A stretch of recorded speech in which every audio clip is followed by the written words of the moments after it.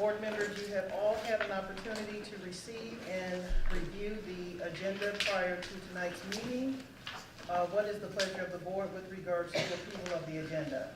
Madam Chair, I make a motion that we accept the agenda as outlined. We have a motion on the floor. Is there a second? Second. We have a motion on the floor and a second. Is there any discussion? Hearing none, if you're in favor of approval of the agenda, please signal by saying aye. Aye. Is there any opposition? Hearing none, the ayes have it and the motion carries. We are down to item number 3 on the agenda, which is approval of the minutes for March 7th, 2022, as well as March 28th of 2022.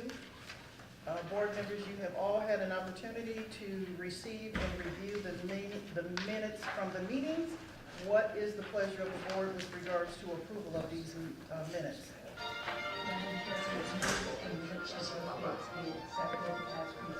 All right, we have a motion on the floor that both minutes for both dates be accepted as presented. Is there a second? Second.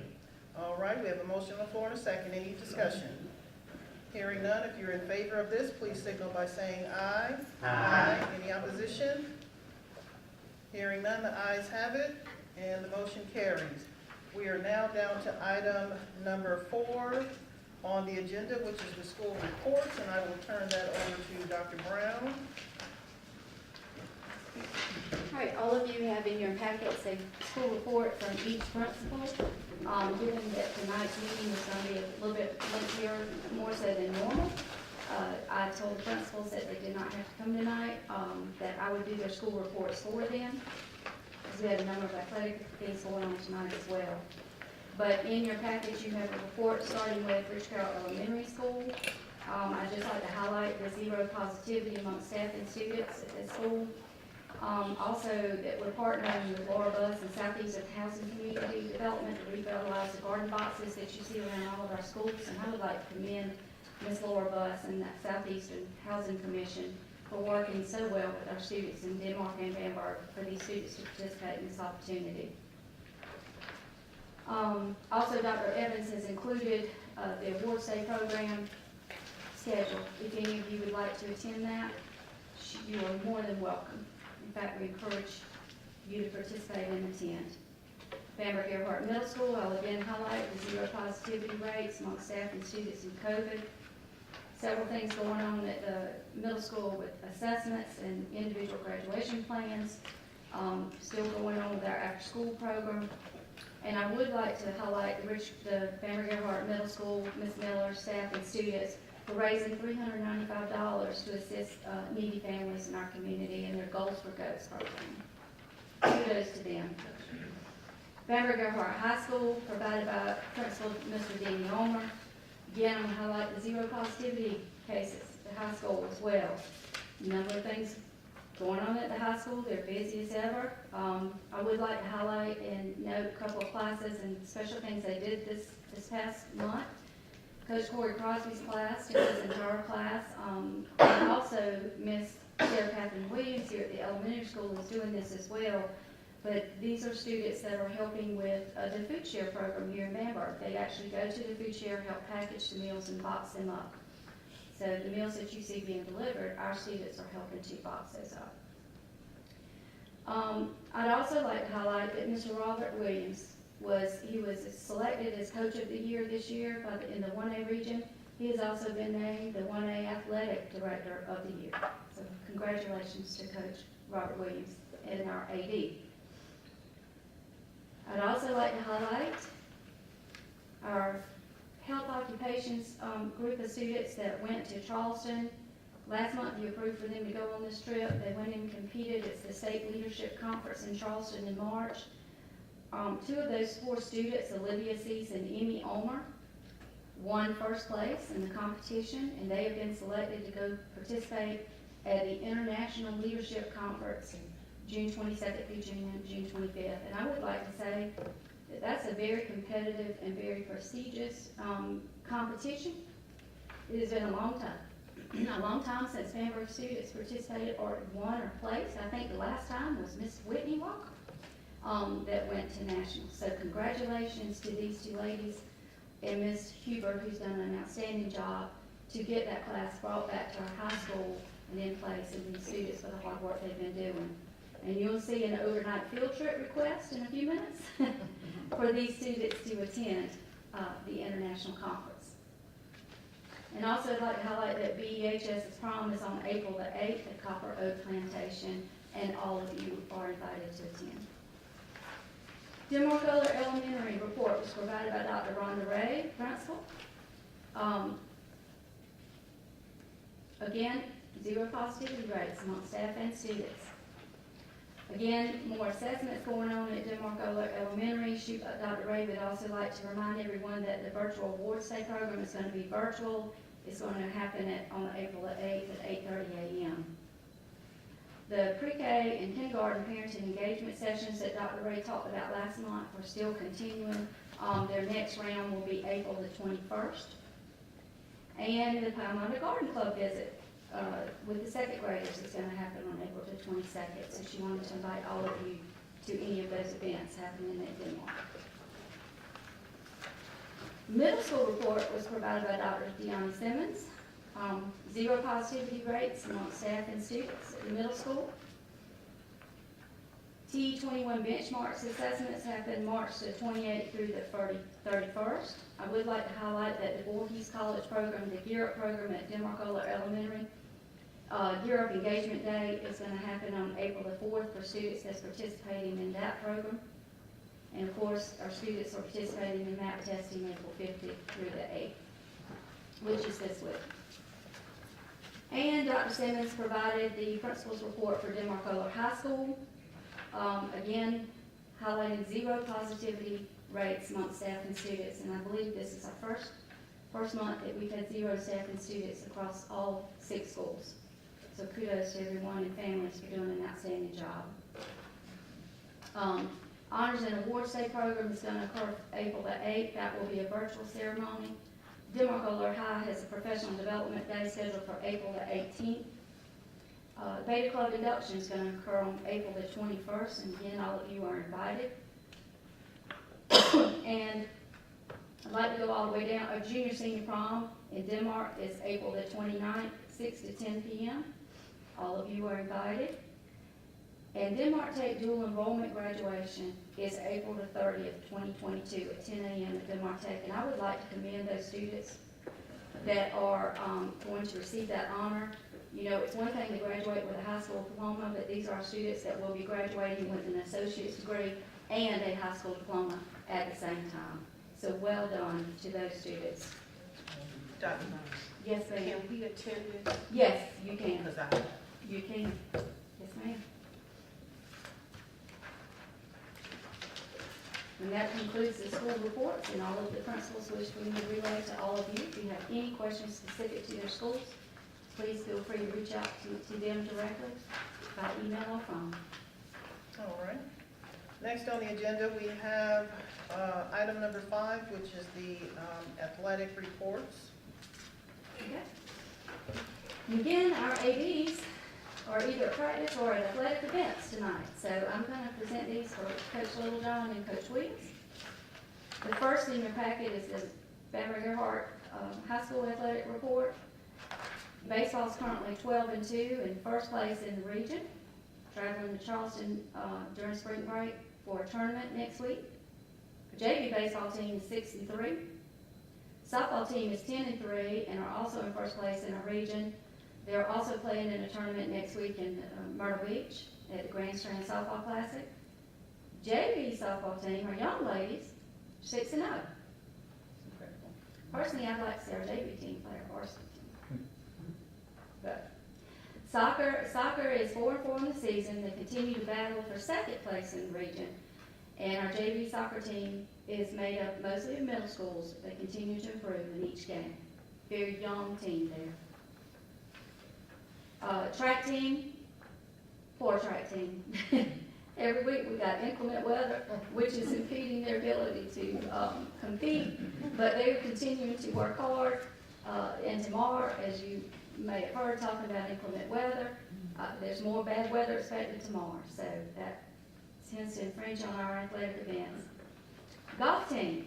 we have a very small golf team, but we do have one, and they're 3-2 on the season, continuing to improve and getting ready for state meet beginning in May. And over on our biking side, Coach Littlejohn highlighted no COVID cases among staff or students again. March 22nd, our soccer and track team participated in Keep Bamberg Beautiful Cleanup Day. And that's, I just want to commend those students that do that, our athletes that help take part in that. There's some civic pride, civic responsibility. So I'm very proud for Coach Littlejohn and the coaches and the students and the athletes that help do that. And you want to remind everybody of upcoming events in Denmark, soccer, April 6th, we're playing Bamberg. Or should I say Bamberg's playing Denmark. Either way, we're playing each other, 5:30. That should be interesting and fun. And on April the 7th, track, going against Bamberg, Hunter County, Tyler, Barnwell, and Williston, Elko. So all of our neighbors and each other. Encourage all of you to come out and support our athletes. Great. All right. Thank you for that. Next up on the agenda is item number 6, which is discussion of bond indebtedness. And that will be with Mr. Bob Dameron. Yes, let me introduce Mr. Bob Dameron. Most of you might know Mr. Dameron. He has been the bond attorney. Financial advisor. This is bond attorney. Bond attorney and financial advisor for our bonds and bond indebtedness. So with that, I'm going to turn it over to Mr. Dameron, who will be presenting to you on that. And you have a handout in your packet. Good evening. It's good to be with you all again. As you know, I've been your all's financial advisor for almost 20 plus years. As Franny been the bond counsel, we walked in, and her first statement was, "This is a school we built." We have built. Yeah, we have. So, it's good to be with you all tonight. What I've done is put together a packet for you to show you how the consolidated board is going to look from a financial standpoint and kind of move forward. The first page is the debt capsule report, and this identifies the bonded indebtedness that the consolidated district will owe as of July 1. Right now, we've got designated little 1s and 2s by the bonds that are outstanding for each district. But when July 1 happens, it's all part of Bamberg County Consolidated School District. And so all those rates become the debt and the assets become the assets and debts of the new district. So to give you an update as to where we are, because I know the folks that were on District 2's board know about District 2's debt. People on District 1's board understand District 1's board debt. And those who were not on either board, this is new for you. So as we go through, there's basically 3 loans or 3 bonds outstanding for the consolidated district. One is a qualified school construction bond. This is a bond that District 1 entered into as part of the stimulus package back in 2010. It was an arrangement to where the federal government agreed to make interest payments on those bonds up to a certain amount. So the net borrowing rate that the school district is paying or has been paying since 2010 is 1/2%, so almost 0. Those bonds pay off in 2027. So in 2027, those will be paid off in full.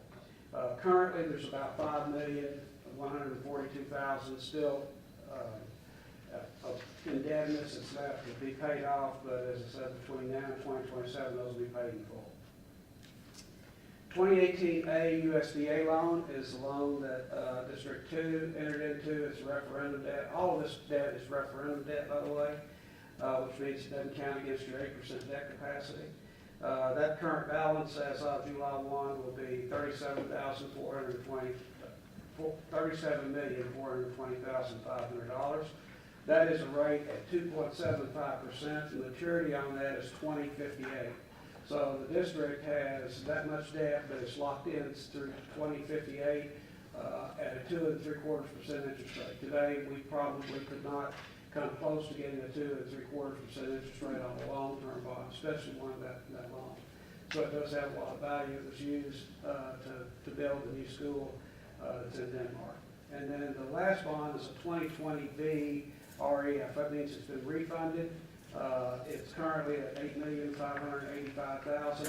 That bond is the balance of what was necessary to build this building, along with the $20 million of the qualified school construction bond. So that bond will pay off in June of '29. It's currently at a 2% interest rate. It pays off in 2035 at a 2% interest rate. So again, very, very low interest rate. So the interest rates that the consolidated district is going to have on all their debt is going to be very, very low compared to what market rates are, and the market rates are starting to go back up again. The two districts both also participated each year in a program called SCAGO, which is the South Carolina Association of Governmental Organizations. And District 1 would usually borrow between $1 and $1.1 million through the SCAGO program. It would be whatever the continuation of 109 mills would generate for various capital projects all around the district. It could be used for technology, it could be used for repairs, whatever the case, whatever their need would be. District 2 also borrowed some through that program prior to the new school being built, and then once the new school was being built, they had the other needs, plus their millage was already higher, so they didn't ever issue through that program again. What you'll see later in this presentation is the ability, if the board should so decide, to maintain the 109 mills that's currently in existence here, that you'll have some SCAGO ability to do some capital money, have some various capital money that will be less than 1.2 million. Okay, the next page is kind of what the debt service looks like on a graph standpoint. I think graphs are easier for people to look at. As you can see, each one of these colored lines or bars relates back to one of those three bond issues. And then what we refer to in the kind of the orange color would be annual maintenance at 109 mills. Most of the districts around the state try to have a millage target. In this case, the 109 was what District 1 was. It was actually the lower of the two districts in plans. So as going forward, if you're looking at maintaining a millage target, I've done all this based at 109. If you all give us a different millage target, then we'll redo the numbers. It'll give you an increase as to what you would have or a decrease in what you would have available. But for the purposes of tonight, of trying to get a handle on an understanding of how the debt service is going to impact debt service millage for the consolidated district, I kept it the same as District 1 has been paying for the last many, many years. In fact, it goes back to, I think, when this building was built. Back in 2010. So as you can see, as the old bonds begin to pay off, that orange line gets bigger and bigger and bigger, which means there's going to be more and more money available to do one of two things, either to make debt service on a future borrowing or to get each year an annual incremental set of dollars that can be used for capital. It can't be used for operations, you can't use it to pay teacher salaries. It has to only be used for capital purposes. So that's going to be technology, building repairs, anything that has a useful life of more than 12 months. So that gives you an idea of what that money can be used for. Yes, ma'am. Excuse me, may I please ask you a question? Yes. Could you please explain to me, I understand these little numbers, the 107 and the 109, represent millage. I don't understand why the one for this year is 107, but it's more. It's because District 2, about 2 or 3 years ago, just before the new school opened, actually had issued some additional debt. They had proceeds from that bond that were not used on the construction of the building.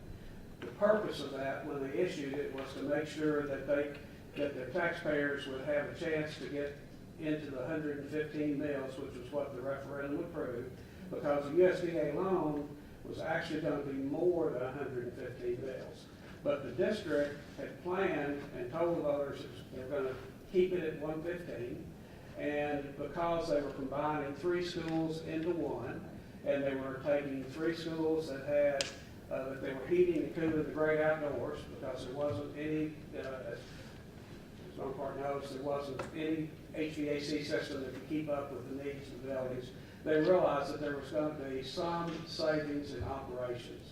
And so they had planned on using operational savings going forward so that their millage was never more than 115 mils. So part of those dollars that were available to keep that millage down until the new school got opened and the new staffing got arranged and everything kind of settled out, they were going to use that to keep that millage at 115. Well, they used enough of it, and I'm going to show you on another page how they did that they actually pulled the millage down more than the 115. I think it went to 105. But that money is going to run out in another year. So, you know, if we reuse the money, the lines represent what the total debt service is, and it's a total debt service of both districts in those years. But net effect, it was about 107 because they were using that money, but that money's not going to be available to you all going forward. But it did keep the millage down until the new school got built, and the focus then was they were going to save about $300,000, I think was the dollar figure estimated, just from not using as much energy cost, probably having some consolidation of staff, if they didn't need to have quite as many staff because they all had it together in one building. So that's why that number is actually a little higher. But going forward, that money won't be available, so we're sizing it. What's the value of a mill for the district? How much does that generate? Make that times 109. That gives us the total amount that's going to be available for debt service. And then I backfill in the amount that would be available to the school district each year for general capital needs. And you will have capital needs every year. There's not a doubt about that. The next page is kind of debt service report. And this shows you where, what the payments are on each one of those bonds. It shows you how much is being paid on each one of those bonds every year to make it up. And then you can see column F, which is Series 22 estimated bonds. This will be issued through the SCAGO program. So we're estimating that you're all going to have about $470,000 of capital money that will come out of the 109 mills available to you for next year. So as you start looking at needs and capital needs for the 2022-23 budget or fiscal year cycle, there will be the availability of about $470,000. Now, the way we get that is to issue through the SCAGO program, which is borrowed in the fall, paid off in the spring, every year, borrowed in the fall, paid off in the spring. So this year, in order to keep the millage need at 109, we're estimating at this point in time, tonight, that you'll have about $470,000 available. We will refine that number as time goes on, as we get close to 6:30 and the tax bills all get reconciled, and we know how much is in the debt service fund, and we know what your future needs are going to be. That figure will probably go up a little bit, hopefully, but it'll all be sized working with the county auditor, the county treasurer, to make sure that it does not exceed 109 mills. So we want to try to cap what the millage is going to be, so you're not going to have millage going this way, and up and down, and up and down. We want to be decent. And so currently tonight, we're calculating it's going to be about $470,000. Now you all will have a July board meeting. Ms. Heiser, who's your bond counsel, will prepare a resolution for your all's consideration to issue bonds through the SCAGO program. That's where you join with all the other districts in the state that issue those little annual bonds. So your interest cost, number one, is very, very low, and your cost of issuance is very low because you're getting the value of being in that pool with people like Greenville and Beaufort and Orangeburg and Colleton are all in that program. All people around you are in that program. So we put everybody's needs together at one time, and we sell it at one time and get great rates on the New York money market. So it's a great program. It's been in existence. We're celebrating our 20th anniversary this year of being SCAGO. So it is it's a wonderful program for school districts, and both districts have participated in it. So it's not anything new for you. The column G It's where we are as of today, it's what we're calculating would be the annual maintenance bonds each year. So next year, you're gonna have about 465, 470,000 each year. These are estimates, because each year we're gonna go to the county auditor, the treasurer's office, and we're gonna calculate exactly what a mill generates. So the millage is probably, the value of the mill is probably gonna go up a little bit each year, it usually does. If you get any growth at all, it'll go up more. There's not as much growth here. When we do our projections, we project zero growth for the district. But again, you can see how that stream of money is going to increase, and you can see that it gets much larger when you get out into years 2036, because all those bonds, some of the older bonds are now being paid off. So that gives you more debt service capacity. The next page is what we refer to our cash flow millage sheet.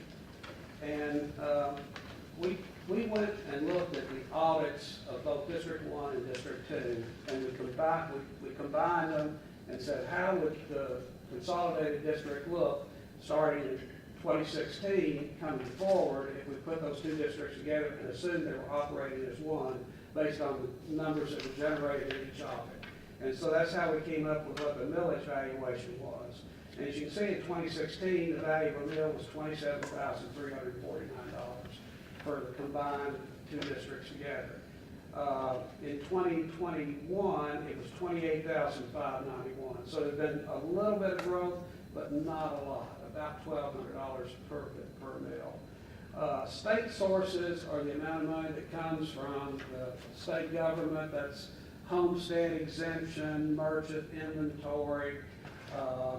So these are numbers that are collected at the state and sent to the district as opposed to coming through the county office. They're listed on your audit as state sources, so that's why we do it. Column E is the money that I was talking about that District 2 had used to start making debt service payments. So they used part of that escrow each year to make a portion of their debt service payments. As you can see, it was about $1.8 million total. So they paid $851 last year, in the 21 year, $518 is what's left to be used for this payment that's due August 1 of 22. But you can see there's not any numbers after that. So all that escrow has been dissipated and used to pay off those bonds and to maintain that millage rate for District 2 at the rate that it is currently, which was part of the plan until they got up and running. So you can see that the debt service schedule that we've put together is based at 109. That's the target millage, as I said earlier. And you can see that we're pretty much using all of that. We're not forecasting any growth. So any growth that takes place is just extra for the district to be able to have available. But we don't want to plan on something until we know it's kind of a bird in the hand versus two in the bush, so to speak. The last two pages is the constitutional debt limit. And a school district, for those of you that have not been on the board before, has and any governmental entity has a constitutional debt limit. It's a debt limit that's established in the South Carolina Constitution, which says roughly you can have outstanding indebtedness or bonds of 8% of your assessed value at any one time. Now, that doesn't mean you can issue 8% every year. You could, but you have to pay off that 8% every year. It means that at any point in time, you cannot exceed having debt that you all have just voted for of more than 8% of your assessed value. With an assessed value of a little over $31 million, that's not a lot of money. It's about $2.4 million. So you can't really go out and build any schools with it. You can use it, such as borrowing through the SCAGO program each year, to do some various repairs as you need to pay for technology. As I said, the other way of borrowing money as a school district is by referendum, and that's where you list a group of projects, you come up with an amount of money, you go to the voters, everybody in the district votes, and if they vote in favor of the bonds, then you can issue up to that amount of money. All of this debt, both what was in District 1 and what's in District 2, was both approved by the voters in those two districts.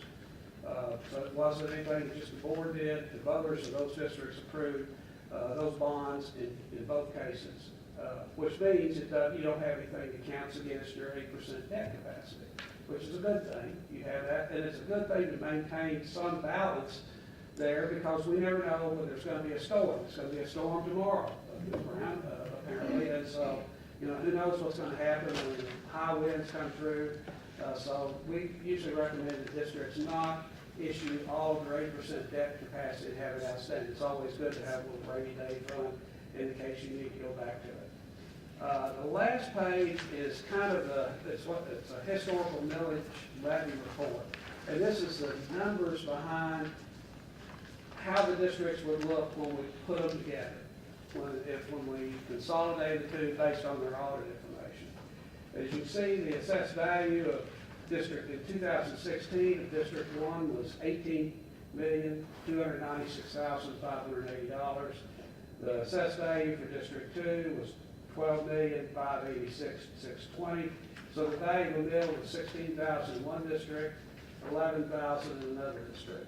Very, very small numbers, hard to do a lot with when the value of the mill is that level. The millage levy for District 1, as you can see, back in 16 was 109. As you can see, all the way through this process, that's what District 1 has been. In fact, I think we were at 109 in 2010 or 12.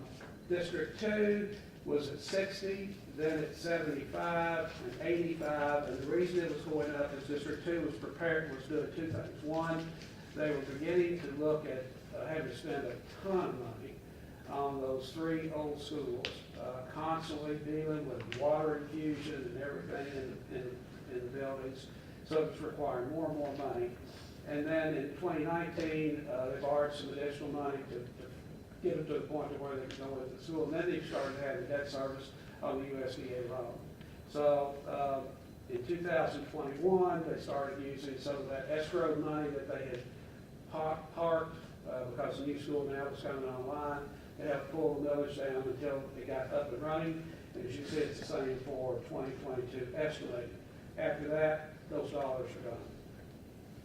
So, long story short, you all are going to be able to operate school district at the same 109 mills that District 1's been paying for the taxpayers of both sides, even without having the extra money that District 2 was using to help subsidize the interest rate or the payment rate.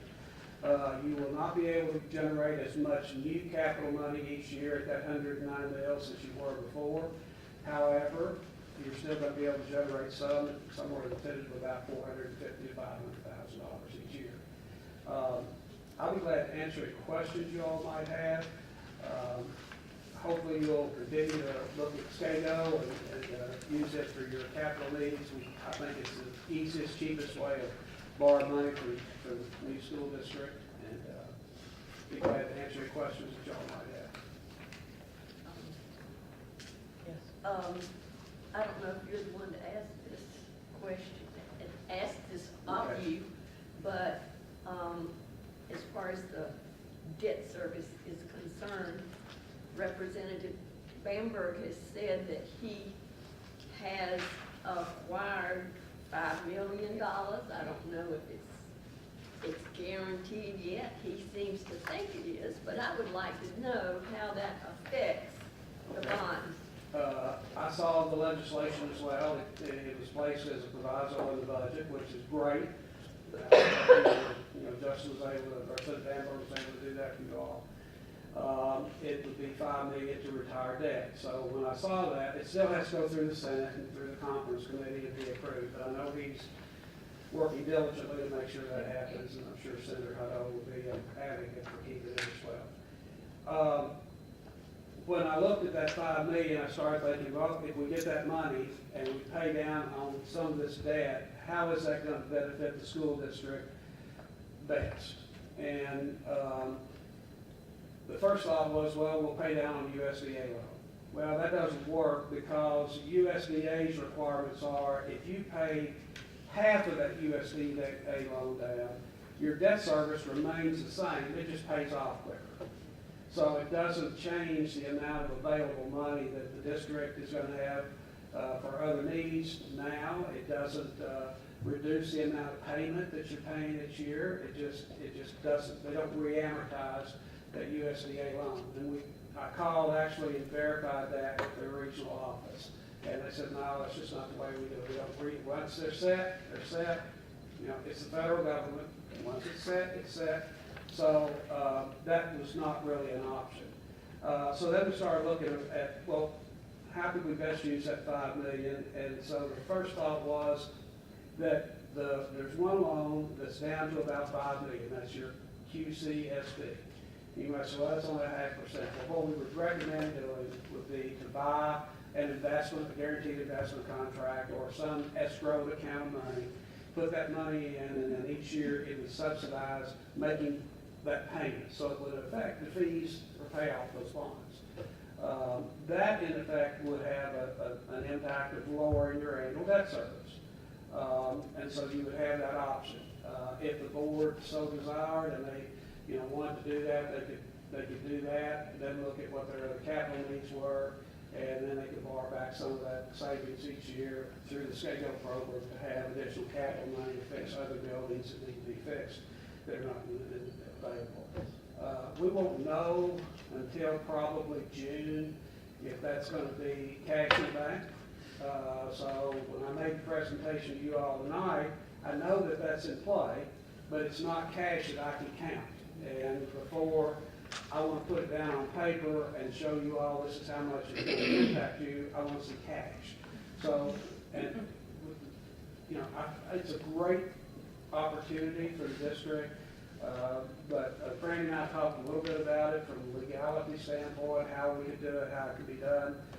Once we have that dollar figure, we know where that cash is going to be, and we know when it's going to be made available, then we can make those investments and put all that in play, and then come back and recalculate all these numbers for you. Do you have any more suggestions on how to get some more money? We need all we can get. The legislature's still in session. It's hard. I mean, interest rates are beginning to climb again. They're not. It's not the lowest they've ever been because of the Fed started rate increases recently. But the rates are still pretty doggone low. The downside is the taxpayers have to pay the millage to pay it back. So as we look at how we could utilize that $5 million, reduce the debt, and then maybe let you all borrow it back a little bit each year and keep the millage at 109, there are some options to do that. So that you'll have availability to fix other buildings, to do other things that you all need to do without having to ever raise that 109 mills. So the key for the new board is going to be coalescing around a millage rate upon the recommendation of your administration and Ms. Brown as to what you all feel comfortable with, and then establish that millage rate. And then once you do that, then Franny and I work on numbers and show you how's the best way to utilize that. If the $5 million materializes, it certainly could have an impact, a positive impact on debt service flow for you all in the next 4 to 5 years. It won't come with $5 million one hit, and then it would be stretched out over what you could do. But we would probably recommend keeping it in that 109 range because that's what everybody's used to paying over here. Just don't want it to go up. There was a lot of discussion when consolidation took place. There was a lot of discussion. Ms. Bonaparte will remember when we did the referendum about our millage is going to go through the roof. It's going to be, there was discussions about, well, it's going to be high when we consolidate. But what we'll be able to do is we'll be able to keep it at 109, which is what the taxpayers in District 1 were paid, and less than what the taxpayers in District 2 thought they were going to have to pay when they voted for the referendum. Brad, do you have any comments? No. Chairman, can I ask one question? Yes. What's the call information mean for each of those bonds? One says make whole, Yes. one says anytime and 100%? Yes. When people buy your bonds, you sell them the bond, they give you their money, and part of the the obligation you enter into when you sell bonds is to, one, you're gonna make X number of dollars payment at a certain given interest rate for that period of time. The second component of that is, and we promise we will not refinance those bonds until a certain date certain. So when bondholders buy those bonds, they know that they're gonna get a 2% rate on that money until 2029, even though the bonds mature in 2035. And we always, when we refund bonds, we try to have the call date before the maturity date. So if for some reason, the interest rate were to, in 2029 were to be below 2%, we'd be back in here and say, hey, we need to go back to market and resell these, and we're gonna pay off everybody and get a lower interest rate. That's in fact what the school district did in District 1 when we refinanced the 2020 B bonds. We took advantage of the low interest rates in 2020, and we paid off an older bond that was probably a 2010 bond at that point in time. So call date means that you can't pay those off or refinance them before that date. We could put money into an account, into this escrow account, and actually make payments on those bonds, but they would not be callable or mature until that 2029 date. So that's why when I looked at how could we utilize the $5 million of debt service payments from the legislature, what would be the best way of using it? The best way of using it would be under the 2010 QSAS. Fred? I don't think I have anything to add. If there are any questions, I'll be glad to answer them. And I would plan to be back here with y'all in July after the fiscal year to talk to y'all about your SCAGO GO bond. Okay. Thank y'all. Thank you. Thank you, Bob. Appreciate it.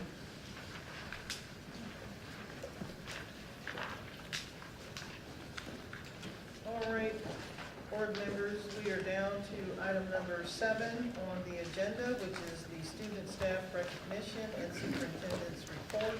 And I will turn that back over to Dr. Briner. Okay. I think students and staff I recognized previously in the principal's report, so I'm going to jump right into 7A, if that's okay with everyone. You have in your packet a memo from South Carolina School Boards Association to school board members reminding you that the SCAS Delegate Assembly is December 3rd.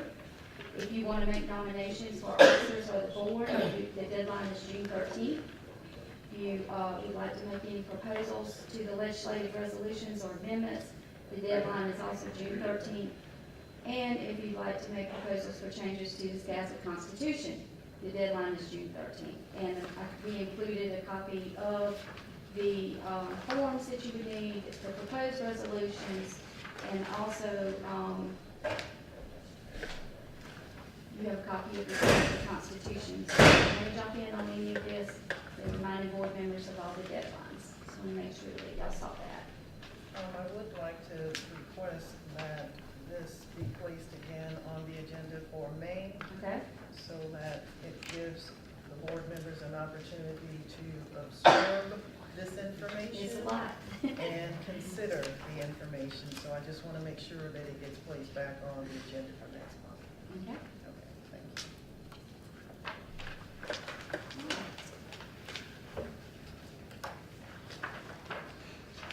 And moving down to item 7B, it's my job to inform the board of progress made towards consolidation, so I wanted to do that tonight.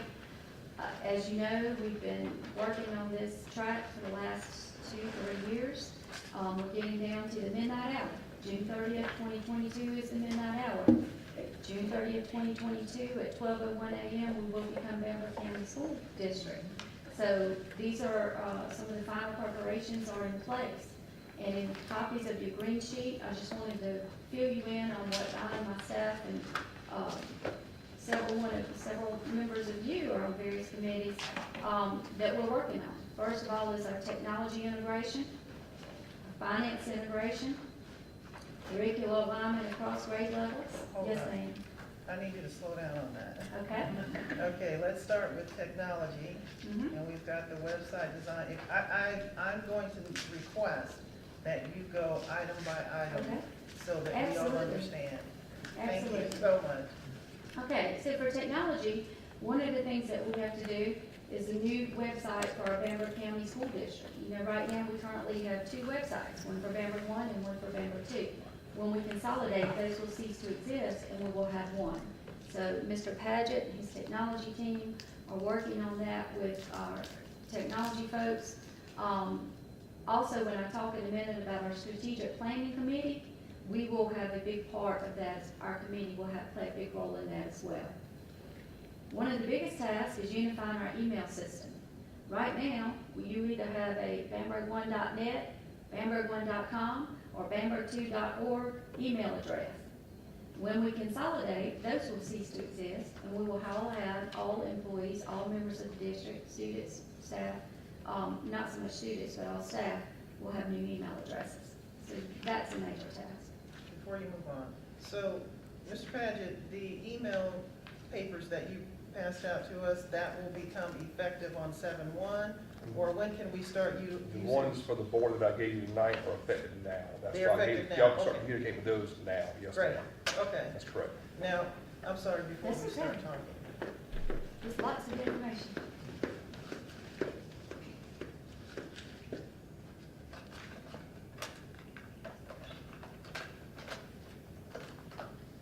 Okay, and the other question that I have is the current email addresses that we have for Bamberg 1 and 2, whatever they may be, will those be transferred over to? They will. We will Okay. continue to upkeep those domains, Okay, and any email that comes to those will be forwarded to your new email address. great. That's correct, what yes, I ma'am. meant. Okay, Yep. thank you so much. Yep. Okay. Yes. Well, is the branding, I guess, information that's also in this, is that a part of the technology? Will that be a part of that as well? It will. When the strategic planning committee meets for the first time, hopefully this week, following tonight's board meeting with the board's blessing as we move ahead, branding will become part of that. We may have to work with an outside company. There's a chance of that, which I'm going to talk about more as I progress through this presentation. But it will also become part of our web design. When we decide on a brand for our new school district, that will be on our brand new website. Okay. All right, the second bullet is finance. That's the big one. I would like to tell all the board members and all of the public that's listening or that's present tonight, rest assured, the State Department of Education, along with our school district attorneys, along with our finance and bond attorneys, but particularly the State Department of Education's finance department is walking Ms. Farr and myself through this step by step by step. They're also strategically monitoring everything we do. There are literally millions, if not billions of dollars here that's being joined across multiple fund accounts from Bamberg 1 and Bamberg 2. The state is not going to let us do that by ourselves. That's just not going to happen. So they have weekly calls with Ms. Farr and myself. Ms. Molly Spearman has assigned Ms. Betsy Carpenter in her office that has these calls with us. We have to keep them apprised of everything, every dollar that's spent, and they have to approve it. They have to know the whys, what's it being spent on, where's it going, who's doing the work, if there's work to be done, and they have to approve it, and if they say no, it's not going to be done. Okay.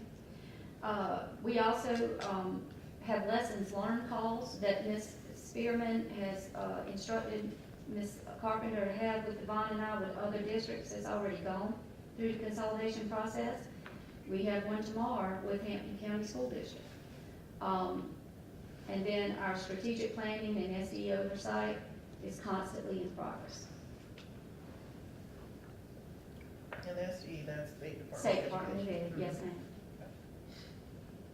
Okay, moving down to curricular alignment. I think we discussed this before, maybe a little bit, but one of the things that was written into our legislation and our consolidation plan, for those of you that were on the consolidation planning committee, one of the things that the State Department charged us with before they approved our legislation was aligning curriculum as much as possible. You know, we have 15 different curriculum programs that we're using in Bamberg, and Denmark might have 25 different curriculum programs. We have to streamline those.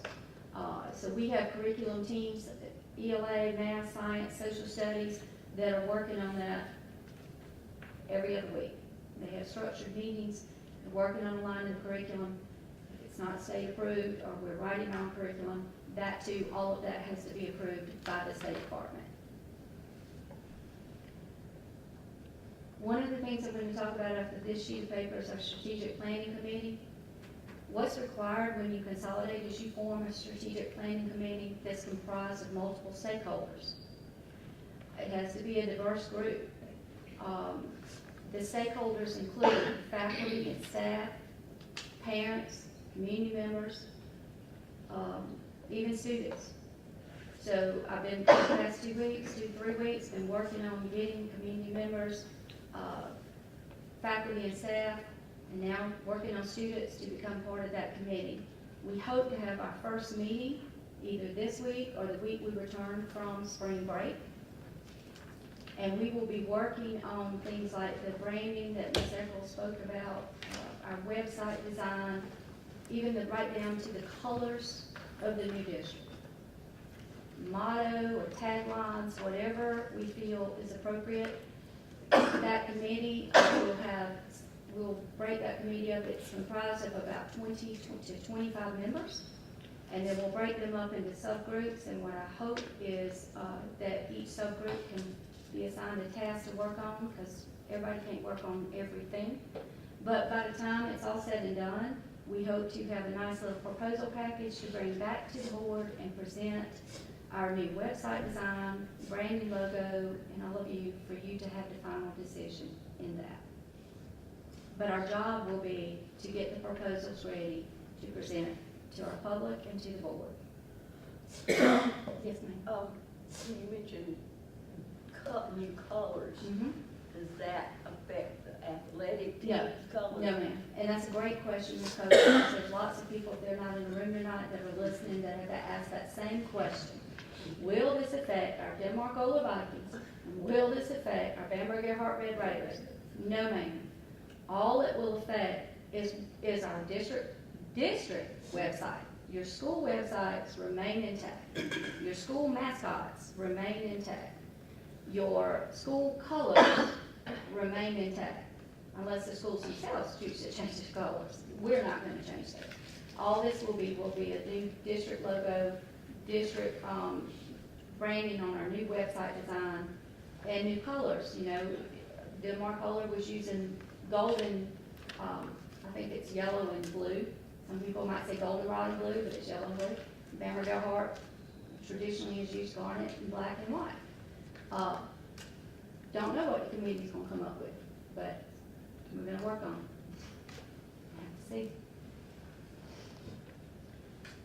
But keep in mind, it is solely at the district level, not at the individual schools. And the new district's beliefs, vision, and mission statement, all of that is included in that. That will be the task of the Strategic Planning Committee to bring this back to the board. Board policies. As we talked about before in the past, we have a memorandum of agreement in place with South Carolina School Board Association, but please know that they're not the only ones working with us on this. Our finance attorney, the State Department, and our district attorneys are all working with us on the policies, and we will start bringing our draft policies, first round of draft policies, hopefully to the April board meeting. Excuse me, to the May. This is April, right? To the next board meeting. Okay? People accounting. Next, to finance and technology, I'd say this is the biggest one. This is our Power School and our rich database systems that houses all of our student information systems. Ms. Cynthia Tucker, Ricky Paget, myself, we're having weekly calls. Tomorrow, we have one at 9, another at 10, another at 11, and another at 1. So again, State Department of Education is overseeing this. They have members that are part of these weekly calls with Frontline, Power School, and BC3. Those are the companies that manage our Power School database systems and our rich database systems. So yeah, two times a week for 2 of the companies and 1 one time a week with another company. So we're merging our people database systems. Okay. Student services. That's our students with disabilities and special needs. That also includes our gifted and talented, and also students that fall under Section 504. State Department and in our consolidation has charged us with aligning those services. We have policies that were in place in Denmark and procedures, and then policies and procedures in place in Bamberg. We have to streamline those and make sure now that we're doing the same thing. For instance, with child fine, we will no longer have two different child fine procedures. We'll have one. They'll be merged into one process, but we'll still have two different child fine dates, one in Denmark, one just for convenience for parents. But we'll have one team doing the child fine clinics in both towns. Okay. Salary schedules, we presented draft proposals. The first one last month. Devon's going to talk more about that in just a minute, but that's another thing that has to be unified, so we're working on that. District school safety policies and procedures and security. I wanted to remind the board with my bullets here, this past year I've spent renewing all of our memorandums of agreement with our local law enforcement agencies. Bamberg Police Department, Denmark Police Department, Bamberg County Sheriff's Department has really come to the forefront in helping us meet our security needs, particularly at our athletic events. So I just wanted to say a thank you and give a shout out to our security and police departments and sheriff department here in our county and our towns, because I meet with those gentlemen regularly to make sure that we have ample security coverage at all of our schools and all of our athletic events, and they've done a fabulous job. We've improved that this year, I think. Yes, ma'am? Do we have a resource officer in each school? No, ma'am, we do not. We have a resource officer in all of in the 3 Bamberg schools. We do not have a full-time resource officer in the 3 Denmark schools. Here's why. Denmark City Police Department does not and cannot, and I've met with him, but they cannot afford to spare their officers. They're short-staffed, but every time we've had to call them, they have sent an officer. They do routinely send officers to tour the buildings and they're constantly touring the parking lots and outside, but they do not have the personnel to spare, to give to us all, to delegate, or to dedicate to a building for all day long because they're so short-staffed. All right. Our athletics, we are mainstreaming our athletic departments, trying to get the same purchasing procedures in place, personnel and management. We are also aligning all our MOAs with the vendors and make memorandums of agreements with the vendors that deal with athletic equipment, making sure that we're ordering from the same vendors and that we're equalizing the facilities on both sides of the county. Facilities assessments and equalization, that was one thing charged that we're required to do through consolidation. You have your facilities assessments. One thing that the State Department did was they sent independent evaluators down to do these facility assessments. They have finished those. They toured all of the Denmark's buildings. They have toured all of the Bamberg buildings in late February, and I'm waiting on the final report for those facility assessments. That kind of guides the district. What that's to be used for is to guide the district into making decisions down the road when he talked about capital improvements. And, it's kind of like a needs assessment. What do you look forward down the road? What do we need to do now? And then you start prioritizing where do you want to put those capital improvements and focus attention on. Community relations. We've been doing memorandums of agreements with, increasing those with our local technical colleges and universities, South Carolina, USC Salkehatchie, Denmark Technical College, and Voorhees. We have all of those in place. We also have a Kate MOA now with Denmark Technical College for both Bamberg and Denmark, whereas we were relying heavily on Coke Career Center.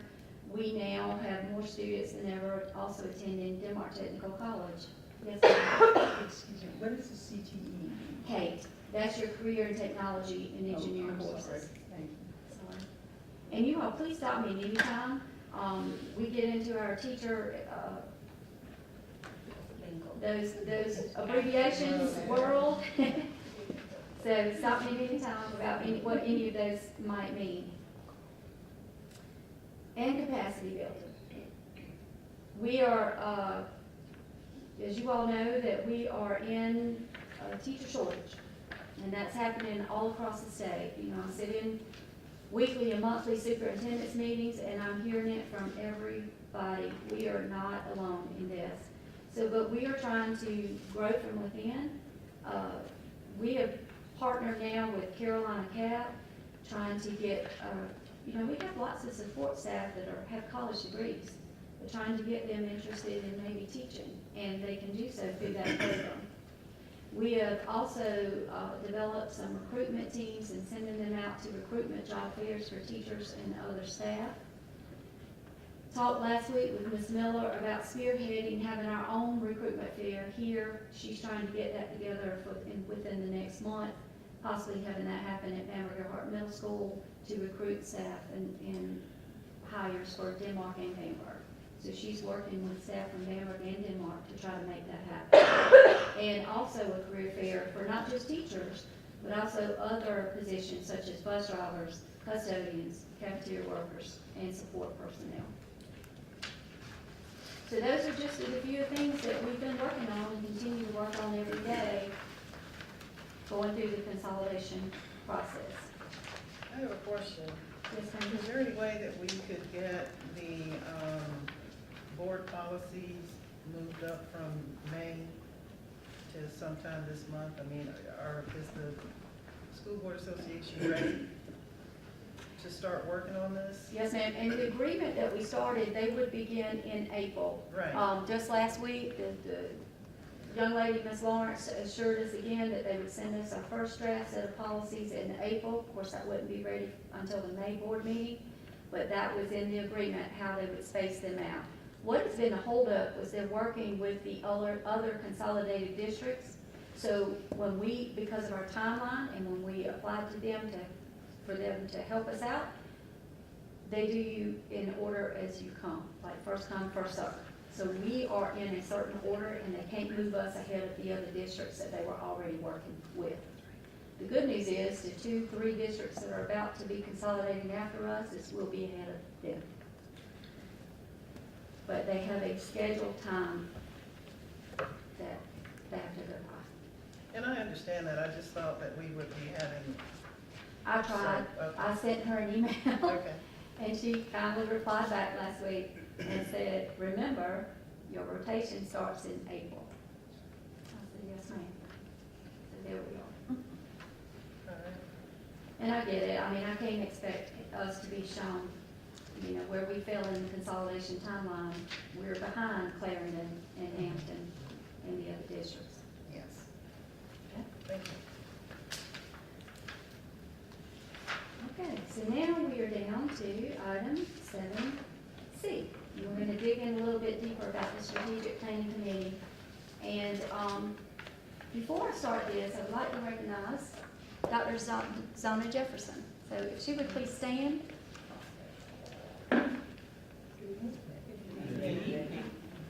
Dr. Jefferson is working with us. She is one of the consultants the board agreed to enter an agreement with to help support us in the strategic planning process, because it's a right lengthy process. There's so much involved with that. What I just showed you is a smidgen of that.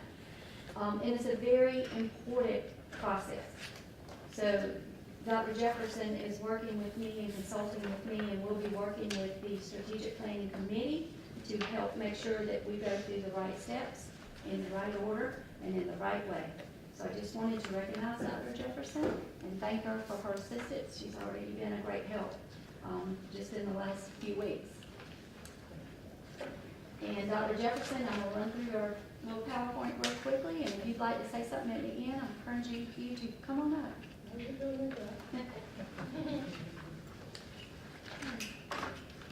All right, so we just did a brief little PowerPoint to tell you what is the strategic planning all about, who's involved. And as I said before, your committee has to be apprised because this committee is coming together to represent our schools, our school board, and our community. And it's going to help us come up with what is our vision for our new school district, what is our mission and things that we want to accomplish, and what are we gonna look like? So I'm just encapsulating these broad topics into simple terminology. But the culminating end result is that once all of that's been done, we get down to the nuts and bolts of drafting our new district strategic plan. And then, as part of that, our schools' new strategic plans. What are our goals for our students? Where are they? Where do we want them to be 5 years from now? Where's our district today? Where do we envision our school 5 years from now? Those strategic plans are required for submission to the State Department of Education. That's part of our accreditation. They have to be done right. The Office of Accreditation has requirements for this strategic planning committee to work on these things. And these are the individuals I've listed here for you who are required to serve on that committee. Your various stakeholders, to include students, teachers, parents, community members, the superintendent, district administrators, school administrators. And also there's one bullet here that I left off that I'm going to be asking the board for just a little bit, and that's school board members. So when I'm done, I'm going to be asking Ms. Walker and the school board to nominate 1 or 2 individuals from the school board to serve on our committee to represent the school board. Okay, so talk a little bit about where we begin. We're going to keep in mind when we form this committee, and Dr. Jefferson and I will be constantly reminding our committee that we're working towards an end goal, but all the while keeping in mind that we're working on what's best for our children in both of our towns across our county. That's going to be our guiding principle as we proceed towards this work ethic. I wanted to give you a glimpse of some timelines and some action steps. But keep in mind that this document is breathing and fluid and it's bound to change. When the committee comes together, we'll be at the mercy of how fast the committee can work. Some of this might take less time, some of this might take more time. But it's anticipated that from now until July, we're going to be working with meeting and forming our subcommittee and our action teams. We're going to be working on our beliefs, our vision, our mission, and our branding. Sometime between August and October, we're going to be drafting our draft plans for our school and our district. And sometime by next December, we hope to have our draft strategic plans ready to present to the board before 2023. But keep in mind that in between these stages, we will be bringing various proposals to the board in the interim as we get certain steps of our task complete. So we will be reporting back to the board.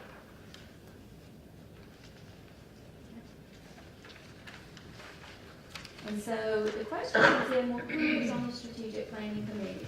And in talking with Dr. Jefferson and the State Department and getting ideas about how do you go about selecting the committee, one of the things is, first, you reach out to your community, you reach out to your schools, you go with recommendations from your school administrators, school improvement council members is often a good source, but it was also recommended that we reach out to our county and city councils, our 4 mayors, which I called every one of them, and all of our town clerks, and got recommendations for community members as well.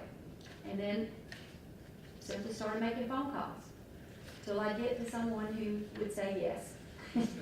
So this is the list that I've come up with so far, but keep in mind this too is a living, breathing document that could change as people might want to stop being part of the committee, and I might have to reach out to other individuals to come onto the committee, so it could grow and change a little bit over time. I hope not, because the quality of the work depends on the continuity of the group, I think. So I hope it doesn't change much, but I wanted to give you some ideas. And just for the sake of everyone listening, I'll call out some names. So starting with your superintendent, Dr. Chastity Evans, Principal Richard Carroll, Mr. Larry Haynes, who's on county council, Dr. Zona Jefferson, who is our consultant, Ms. Benita Jenkins is a teacher at Demarcola Elementary, Ms. Angie Kinsey, teacher, Demarcola Elementary, Ms. Denise Miller, principal, BE Middle, Ms. Ann Mott, teacher, Bamberg 1, Ms. Valerie Odom is a parent and community member from Denmark. Ms. Phyllis Overstreet is our federal programs coordinator, district personnel. Mr. Ricky Paget is required to be on the committee as our IT director. Dr. Ron Ray, principal at Demarcola Elementary. Dr. Deanna Simmons, principal, Demarcola Middle and High School. John Stewart, parent and community member, Denmark. Travana Swain, parent and community member, Bamberg. Right. Cynthia Tucker is our pupil data systems manager, also employee, Bamberg District 1. Denny Ulmer, principal, Bamberg Earhart High School. Ms. Linda Warren, teacher, Richard Carroll Elementary School. Students, we've contacted, I've gotten recommendations for students from both of our high school principals, Dr. Simmons and Mr. Ulmer. However, before I name any students, I want confirmation of parent permission for these students to be on this committee. So I'm waiting on that. So I put to be determined there, still waiting on parents to give me a call back and confirm that they're okay with that. But we are reaching out to students to be the representative and the voice of our student body as part of this committee. Because students should have a say in what our new district looks like. And now I'd like to ask the board to please nominate one or two board members to serve on our committee. Okay, before we do that, Alexis Wright, who is? Oh, I'm sorry, parent, community member, Bamberg.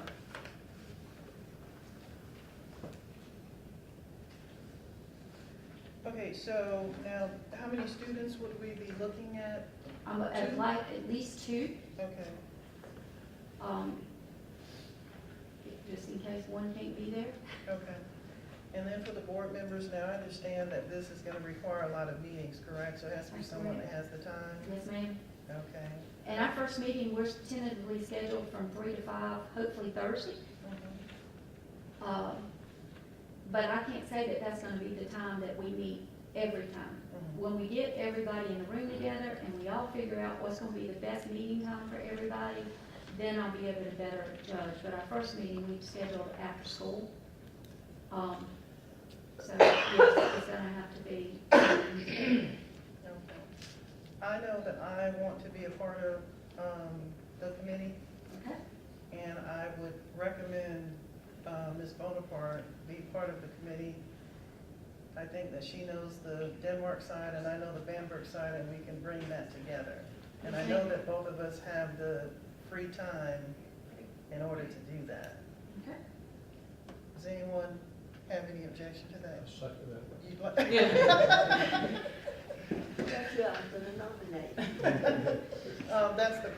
those would be the two. Yes, ma'am. Okay. You will get an email, if not tonight, in the morning, Ms. Walker and Ms. Bonaparte, about our meeting. Tentatively scheduled for Thursday. Yes, ma'am. And now I'll go back to Dr. Jefferson. Is there anything you want to add? Covered that we need to cover for Thursday. Okay. I'll make reports after Thursday. Okay. All right. We're down to 7B.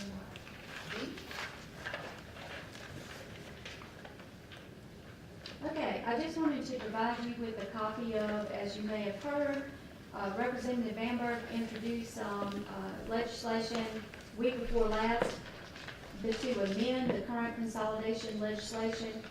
This is to address the issue with the Bamberg 1 and Bamberg 2 school boards who no longer have a quorum and can't meet because there's no quorum. The legislation that he introduced is H5098 for anyone listening that would like to look it up. And what he's recommending in this legislation in a nutshell is at the bottom of the second page. He is proposing that because the Bamberg 1 and the Bamberg 2 no longer has a quorum, that the authority to manage the schools rests with the appointed Consolidated Board of Trustees. This has passed the House, and at last reading, it had received favorable reading in the Senate, first reading on March the 16th. And of course, we're tracking it, but I did want to give you a copy of the legislation that he had introduced to address the issue that Bamberg 1 and Bamberg 2 boards cannot meet due to lack of quorum. Okay, and I just wanted to say that I did look the bill up and I didn't see that a second reading from the Senate has taken place, but I believe it's scheduled, so it's moving. And for the new board members, if you wanted to know the H5098, the H is for House, which is Representative Bamberg. If Senator Hutto had introduced the bill, it would have had an S for Senate. So the H is for House of Representatives. You're welcome. Okay. Thank You're welcome. Okay, you have in your packets also a handout from roads branding. And as I explained the earlier part of what's required with our new district is to give us a whole new look. I would like to ask the board, I give you a copy of what all is involved. Roads Branding is a branding company that's worked with other districts that are consolidated. It's also a company from Columbia. They put together a proposal for the board. I wanted to give the board an opportunity to take a look at that and see what the cost is involved for that. You see that the cost, if they work with us to come up with a brand, it's $32,000. And what that means is they work on color scheme proposals, branding proposals that I would then bring back to you guys to pick out of their choices. However, I would like to ask the board to hold off on voting on this proposal tonight because, talking with Dr. Jefferson, talking with Mr. Boykin, our district attorney, this might be a task, and I hope this is a task, that our strategic planning committee will willingly want to tackle, because I think that the people on our strategic planning committee best represents our school and our communities and knows our communities better than outside companies. Now, it could be we won't know until we get that committee, like I said, in a room together and charge these tasks to this committee. It may be that the committee can't do this, but we won't know till we come together. But if the committee is unable to achieve this task, for whatever reason, I would ask the board to entertain us having an outside company assist us with the branding part, because it is a crucial part. And we want it to be right, and we want it to look good, we want it to look professional. So I just wanted to give you some type of idea of what it would be if we went with an outside company to do that process. Madam Chairman, can I ask a question? Yes. Is there certain monies in our those consolidated funds that could be utilized for this Yes. that we may We did, would we lose included that. anyway if we didn't, use them for something like this possibly? Yes. Devon, we did include money for that when we wrote our consolidation budget. And that would be the money that would pay for this. It would not come out of either Bamberg 1 or Bamberg 2's budget. So it would come out of the consolidation monies that we have. And if we don't use it, that money just flows to something else. Right. Devon would reallocate it and amend the budget to put it towards something else. So as far as what you mean by the strategic planning group doing this, you mean that they would take on the actual process of just coming up with the, like the mission, vision, statements, color schemes and all that, and then would it just be that we in-house the? Yes. Okay. Which is what's been done in the past for both Bamberg 1 and Bamberg 2. It was all done in-house. So we'll just hold this as information for the For moment? now, Okay. yes, ma'am. All right. Thank you. All right, so now we're down to item 7F. I wanted to bring to your attention, because this is a good thing. DHEC has secured a federal public health workforce grant from the federal government. As you all know, the last 2 years has been taxing on schools, but particularly our school nurses. Lots of school nurses left the field. We had one leave in Denmark. They have secured funding from the federal government to provide each school nurse with a retention bonus of $3,000. We have 5 school nurses, 3 in Bamberg and 4 in Bamberg, and 2 in Denmark, 6 school nurses.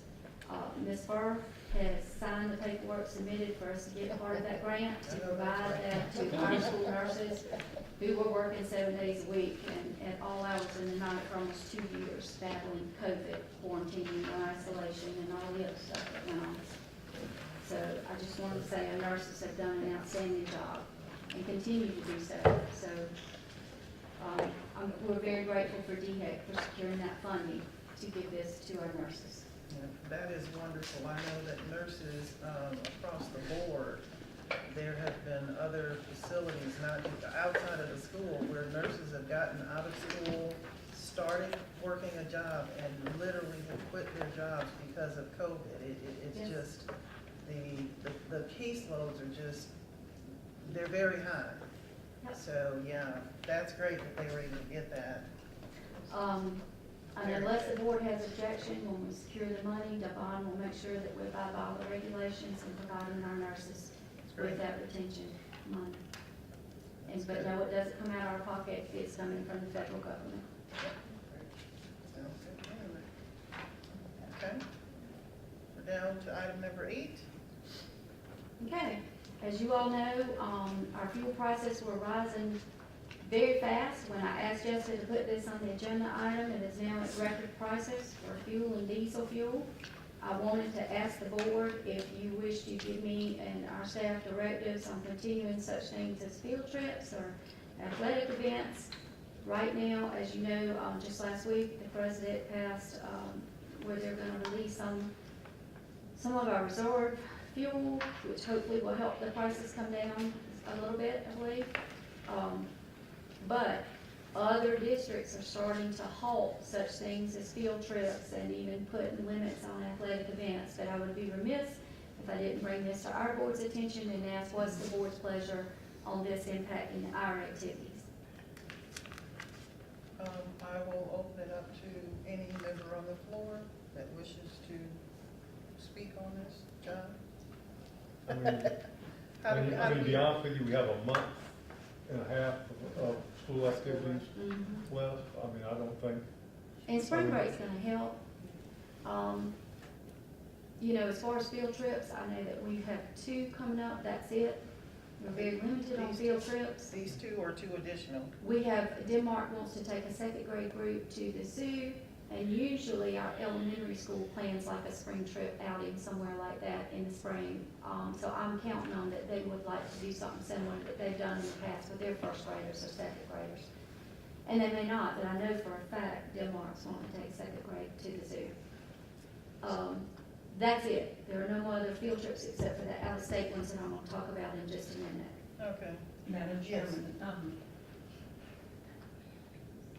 does the school have to provide the gas for the bus, or can parents be asked to send $1 or something to help defray expenses? I don't know what the policy is. And let me explain for our new board members too, because even the newspaper asked this question, does the State Department provide funding for buses? Yes, those yellow buses are owned by the state and they fuel those buses to run bus routes. We furnish the fuel for our activity buses. We have 2 here in Bamberg, Denmark has 1. So I wanted to explain the difference between the state-owned buses and the district-owned buses. So, you know, our activities, right now, the brunt of it is our athletics. Baseball has a lot of games, softball hasn't been many games, but like Mr. Hart said, we've got less than 9 weeks of school Say the left. playoffs start the first of May, so you're talking about another, not even a month. So just wanted to make sure the board didn't want to give us any further directives about that. Go ahead, Ms. Hart. Excuse me, and so Dr. Brown, that means that the district would pay for the field trip. If they take an activity bus, yes, ma'am. Trips. Mhm. My further question would be, everybody understands about economizing, but if a teacher has taught her whole year or his whole year leading up to the culminating field trip activity, I don't know if that would not be very catastrophic for children, especially since we're still in the COVID situation, you know, in an extent. I agree. But you're anticipating that there are just 4 groups that plan to take the field trips? No, just 2. It would be a grade level trip at the end of the year for Denmark and possibly a grade level trip at the end of the year for Oh, that's Rachel. all. That's it. And then I think we have one. Now, the out of state doesn't require bus travel, so that won't be any impact at all. Okay. Did you have something you wanted to say? No. I'm inclined to go with what Mr. Hires is saying, and that is, while I do understand that, and I think what you mentioned is really a good point, and that is you have, these kids who have worked so hard to work up to the end of the year to do the type of things that, they've worked so hard to do. And I think that COVID and being out of school or an entire, well, not physically, not out of school, but physically, I would be inclined to see if we can ride this out Yes, ma'am. for the rest of the year. I mean, if something happens where all of a sudden we getting just a boatload of requests, that's a different story. We can evaluate that at that time. But I think right now we're anticipating perhaps another 2. I think we should work hard to just try and ride this out. And if parents can assist in some way, I would certainly welcome that. If, like you mentioned about donations, that's something that perhaps can be talked about with I don't know coaches. if those are even allowed yet. Yeah. But, Yeah, but I think we're good. We're good. We're good. We're fine. good. Yeah, we're I okay. checked with Vaughn on this and we're good. Okay. That shouldn't be a problem at all. We anticipate usually these end of the year trips, like I said, it's nothing out of the ordinary. In fact, we've had fewer this year than we've ever had before pre-COVID. So I think our principals and our administration, our ADs are all being very cognizant and aware of what's going on. But I agree with you that to take these culminating events away from the children that's looked so forward to them is a travesty. So I appreciate the board's understanding that.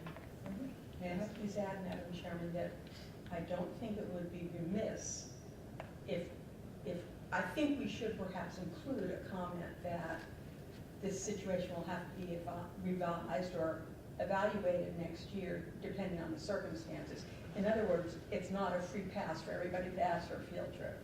I don't know how to say that nicely. Well, I get what you're saying, and I think the way that you have it on the agenda, fuel prices and impact action if needed, since there really isn't any action because nothing is going to change, we'll let it ride out the end of the school year. We'll see what happens, with gas prices over the summer. And as we're coming into the new school year, we can perhaps address that if we need to at that time. But at this point, if you're all comfortable with leaving it as it is, then there's no action because there's no change. And if you all will agree, of course, I'm going to continue to monitor this situation along with Vaughn, and if we feel like it needs to be put back on the Yeah, just let agenda us know. every Please do month, it. we will. That works. But it is subject to change, and you're right, Ms. Hart, with conditions around the world right now, Oh, subject yeah. to change. Yeah, Thank you. yeah, they'll keep us straight. Okay. We are down to item number 9, which is request for out-of-state overnight trips. Okay, so you have 2. First one's PE baseball, requesting to go to Charleston during spring break. There are 15 students that's going. He's giving you where they're going, the dates. who all is attending and who the chaperones will be. That's the first one. Okay. And the second one is for our two young ladies to go to the International Leadership Competition Conference, which is in Nashville, Tennessee. And no, they will not be driving a bus. Is driving, the two students, and their parents are driving their own cars. So the only thing for the district is the registration fee and the hotel stays for these two young girls. So I would ask the board to please, what's the board's pleasure to approve or disapprove both of these trips? All right, board members, you've had an opportunity to hear, well, first to receive and have reviewed this prior to tonight's meeting, and you've heard the request of Dr. Brown. What is the pleasure of the board with regards to the request of the out-of-state and overnight trips? Madam Chairman, I move that we approve the Bamberg Heart Baseball Charleston Hanahan Invitational trip and the Health Occupation Students of America trip. All right, we have a motion on the floor that we approve the Bamberg Earhart Varsity Baseball Charleston trip as well as the Health Occupational Students of America trip, and we also have a second. Any discussion? No? If you're in favor, please signal by saying aye. Aye. Is there any opposition? Hearing none, the ayes have it, the motion carries, and we are now down to item number 10, which is approval of the 2022-2023 school calendar. And I'll turn that over to Dr. Brown. All right, last month I presented you a draft calendar for school year 22-23. You did the first reading on it. This month I bring it back to you for the second reading and approval. All right, board members, you've had an opportunity to receive and review this again, and you've heard what Dr. Brown has indicated. What is the pleasure of the board with regards to a second reading on and approval on this 2022 through 2023 school calendar? Madam Chair, Yes, I move that we approve the school calendar. we have a motion. 22, 23. Great. We have a motion on the floor I second. that we approve the 2022 through 2023 school calendar, and we have a second. Any further discussion? Hearing none, if you're in favor, please signal by saying aye. Aye. Any opposition? Hearing none, the ayes have it, motion carries. We are now down to item number 11 on the agenda, which is discussion of sign-on bonuses for new hires and or critical needs subjects. And I'll turn that over to you, Dr. Brown. Yes, ma'am. I wanted to ask the board for your opinion or what's the board's pleasure this year for offering sign-on bonuses to new employees. As you heard me mention before in the previous meetings, Bamberg 1 and Bamberg 2, like all other districts in the state, is experiencing a vast teacher shortage. And we are in fierce competition with surrounding districts for personnel. In fact, we had two candidates we interviewed and we're offering jobs to in the last, since our last board meeting, and another district snatched them right out from under. So the competition is fierce. But I wanted to bring to the board information about what other districts are offering for sign-on bonus. Dr. Brown? Okay, go ahead. Okay? Starting with Allendale, in Anderson 5, Florence 1, Marlboro County, Orangeburg Consolidated School District, Saluda County, Spartanburg District 2, and Williston School District all responded to us to let us know what they were offering for a sign-on bonus. I'm asking the board, what's your pleasure for Bamberg 1 and 2 for us as Bamberg County Consolidated School District? Because remember, who we hire now will begin July 1, 2022 for the 22-23 school year, and they will be working for Bamberg County School District. I would like to ask the board to, you've had some time now to review this, and what's your pleasure on us offering a sign-on bonus to individuals that we retain for new employees? Do you have, before the board entertains that, do you have a number in mind or a from and through or? I do. Our closest neighbors Orangeburg Consolidated School District. Okay, Orangeburg Consolidated School District is offering $3,000 for the purpose of our audience and attendance and those listening. I would like to be competitive with Orangeburg County School District. Our next closest neighbor is Barnwell County, and as we have not heard back from what Barnwell County is offering, I think that's still up for discussion there. And just for the sake of the audience, these bonuses go from $2,000 is the minimum, up to $10,000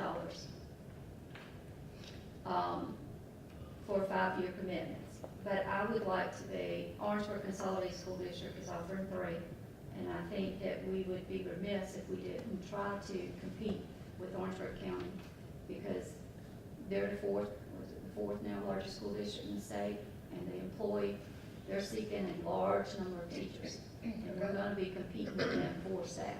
okay. Madam Chairman, Yes. how many positions do we have open right now? It's a lot. A lot? That's a very good question. I'll turn it over to Dr. Brown. I can only talk to what Bamberg 1 has done in the past, and for the past several years, Bamberg 1 has offered a sign-on bonus. I can ask Ms. Burr to speak up on what she is aware of what Denmark has offered prior to me being the superintendent. Ms. Farr? To my knowledge, Denmark has not offered any that I saw when I was over there. Bamberg has offered for the last several years, but we pay for our sign-on bonuses through teacher property, which is a federal grant that fills out street rights. That's how we funded ours in Bamberg 1. Do we have that grant to do it this time? We do have that grant between Bamberg 1 and Bamberg 2. I don't know what the allocation will be for a consolidated district at this point, but we can check into it with the State Department and see. Okay, do you all want to come up with a number or a range and give them the authority to? Yes, we also, in our contract with our teachers, it's a 3-year commitment.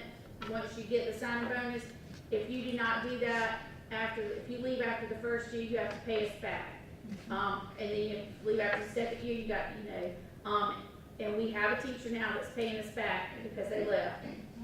And now we do it where you get $1,500 in the first half of the year and $1,500 at the end of the year, so that you get the split payment. So if you were to leave mid-year, we wouldn't have given you all the bonus up front. Okay, so we're already at 3. We're already at 3, yes ma'am. Okay, That's what we're currently paying. gotcha. Well, we wouldn't want to go less. Right. So, I mean, I think it's a sign of the times in education where, with the teacher shortage and, to be competitive. right. And with 20-something slots to fill, you're gonna have some advantage, with neighboring districts. And like I said, Yvonne can utilize the grant that's available, to offset that. I think it'll be worth it. Okay, do Personally, you all have a range of 3 to something, or 3,000, or what are your thoughts? I think it should be a range. Let's do a range. Are you all comfortable with that? Okay, so, I said that I think that there should be a range, especially depending on probably how necessary that position is. right, Well, at this point, every one of them is absolutely we know that. necessary. We know that. So an elementary teacher is just as critical right now as a special Well, education. Now, I will say, speaking on that, there are some positions, for instance, our secondary science and our secondary social studies position. We've been advertising for that now, we're going into our 2nd year. Those individuals are harder to find. Special education is also the hardest area to find. We have been looking for speech language therapists and special education teachers now for many years. They are the most difficult to locate. Okay, so what we could do is say that we can move forward with sign-on bonuses, and it can be at your discretion. I know that Devon will utilize whatever funding she has as necessary. Go What the ahead. board could do is give us, you could either do a range or one flat fee for everybody, or say not to exceed. not to exceed. So- Let's go, you want to go with a let's go with a not to exceed. I know that you all know where you're gonna start, if you need to. Let's talk, what would that not to exceed be? So you start with 3,000. If that's where it's at, yes. What do you think, Dr. Madam Chair, Yes, ma'am? we not exceed over 3,300.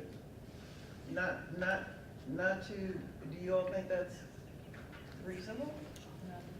You think it's too low? Ms. Hurst? Ms. Barnhart, I think perhaps, especially for those special areas that have been identified, we should almost sweeten the pot a little bit more if we have this grant that we don't have to pay back, is that right? That's correct. Okay, well, do you, Ms. Thompson, do you think we could go maybe to, Doesn't matter. I understand you were giving us baseline, but it sort of bothers me to have a different amount for different people, but I understand a critical need might need to have the pot sweetened a little bit more, so maybe 4,000. I don't know, I'm throwing it out for consideration. I prefer to say city, so. Okay, so make a motion. I make a motion that we not exceed 5,000. We have a motion on the floor that we not exceed 5,000. Is there a second? Motion on the floor and a second. Any further discussion? Hearing none. If you're in favor of this, please signal by saying aye. Aye. Is there any opposition? Madam Chair, Yes, ma'am. if we don't pay them $5,000, shouldn't it be a stipulation in their contract they can get? Will it be paid in a lump sum or over a whole school year? Okay, Ms. Okay, I'm sorry, excuse go me ahead. for a second. I think Devon explained that it would be, how she's done it before is it's like 1,500 up front and then an additional 1,500 if it's at 3. Okay. So it would definitely be split up, and I trust Yes, the it will be discretion split that's up. necessary. And then, Now, what will be your commitment? Yeah, that's what yeah, they I might. mean, if Okay, you did so- 3,000, I could see a 3-year, I mean, if you went to 5, would you do a 5-year commitment? Hold on just a moment. I want everybody to stop talking, because we have a motion on the floor and we have a second. We have a motion on the floor not to exceed 5, and we have a second, and now we're at discussion. And that's all we talked about. If we're going to include something else, then we need to start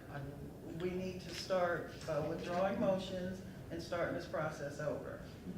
So hold on a second, before we do that. Or You were can gonna say? complete- If I'm correct, you can complete this motion, vote on it, and then we can enter into the second one, which would be a commitment for new teachers.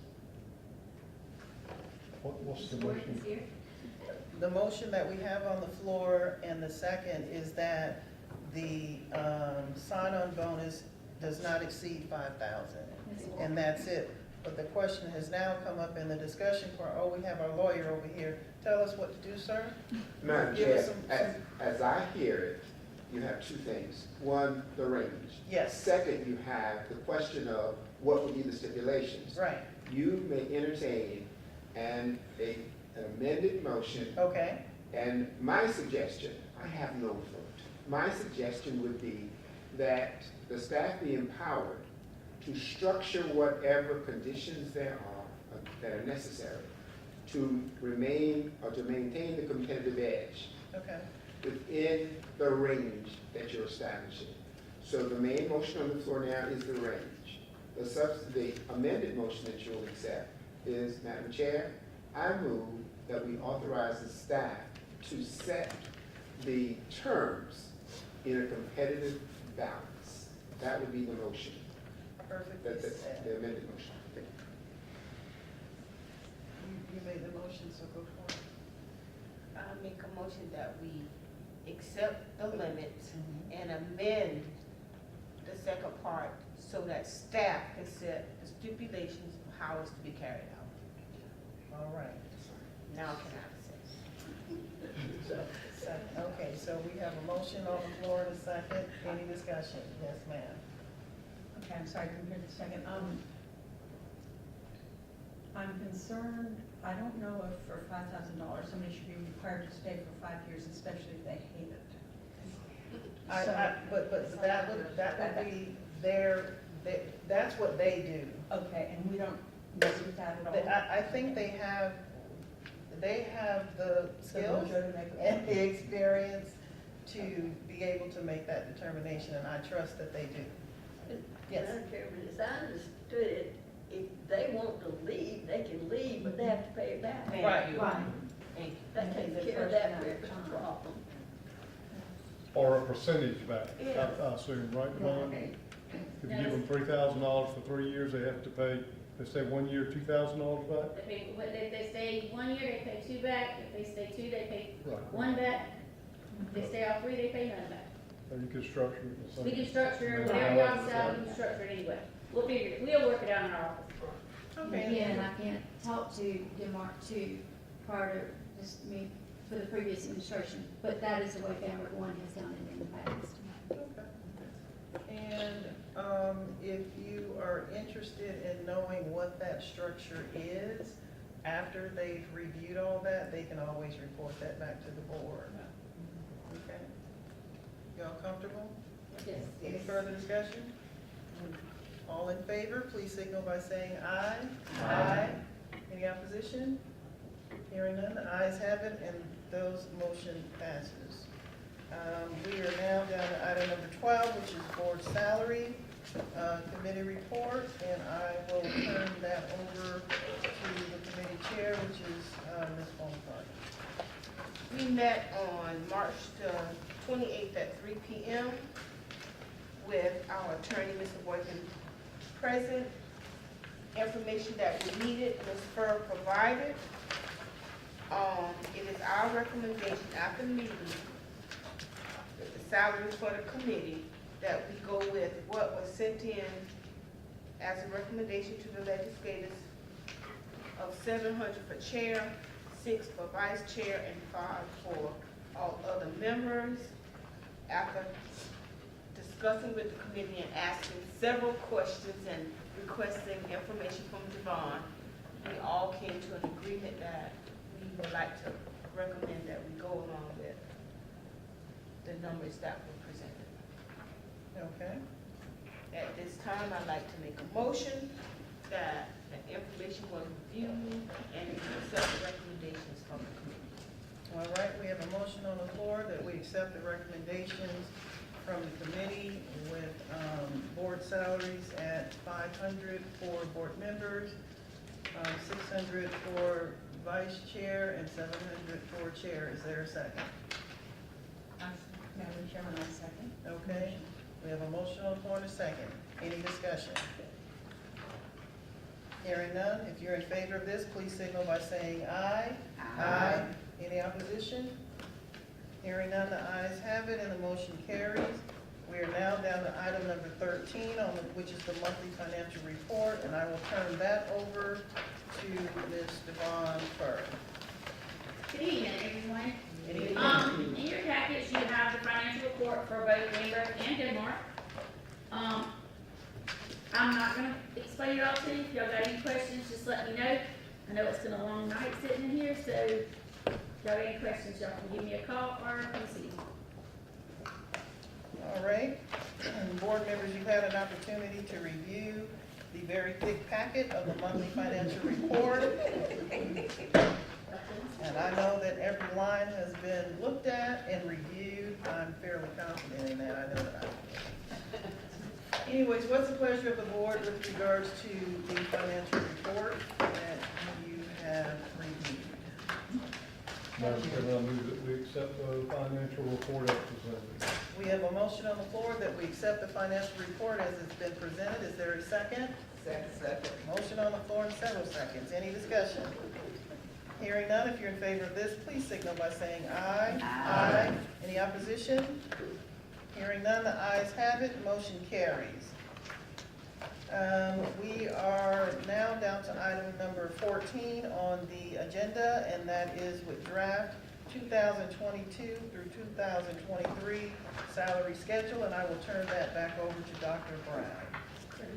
Okay, yeah. Dr. Brown, Ms. Furr, both. Okay, the packet that's in your, the information's in your folder, okay? Dr. Whitworth went over this, the first part in detail at the last board meeting. So I'm not gonna go back to that part, because he did that last time. The only thing I will tell you is the corrections were made to this salary scale Okay. for the food service operator. That was corrected. All right, the only thing I'm gonna go over is you have, you have two sheets at the back, a long sheet and then a short sheet with blue, lines. Alright, so the House Ways and Means Committee has passed their version of what the salary scale will be for 22-23. And school districts are required to use the state salary scale if you are not at the minimum that the state recommends. So if you take this sheet and compare it to this sheet, you will notice that our salary scale now for a teacher with a bachelor's degree with no experience will start out at 40,000. And then they'll have the local match, and it will go down from there. So a teacher with 23 years and only a bachelor's would make 55,260. A teacher with a doctorate and 23 years would make 74,617. So this is what the House Ways and Means has presented. It's at the Senate now. So whatever this, I don't know what the Senate will do. If the Senate stays with this version, this is what will pass. If they do not, it'll go to committee. They'll work out the details. But the governor did a press conference on this is what he wanted for the salary scale to be. So I don't see a lot of change in this at this point. I know that we did a survey in the finance office on what this is going to cost us. It is a huge hit. So and the State Department is, they will fund part of it, but they will not fund all of it. Bus drivers, as of right now, will get an 8% raise. According to what has been stated at this moment, they'll get an 8% raise. Again, that's provided by the state, and we have to just do we have to follow those guidelines. But I'll answer any questions y'all have, but if you compare the two, you'll note that the top line that's not highlighted is what the state says we pay, then the second line is our little local match, and then the third line is what the salary will be. Okay.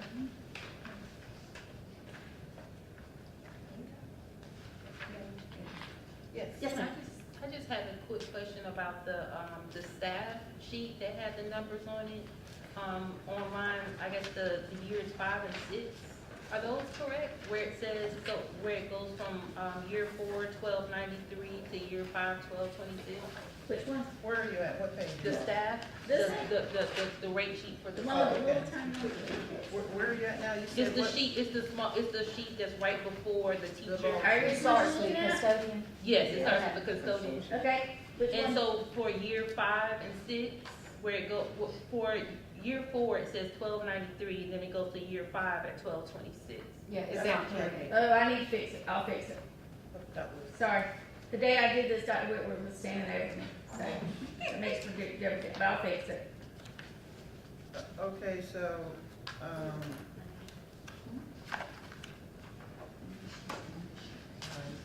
For the custodian and for the field service operator for year 5 and year 6, the amounts go Need to down. change, and they'll change.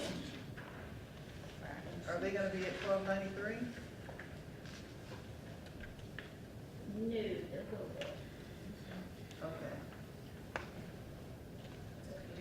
Do you require any action from the board at this time? Would you like for us to approve something? If you, and Mr. Boykin can help me with this to make sure I tell you right.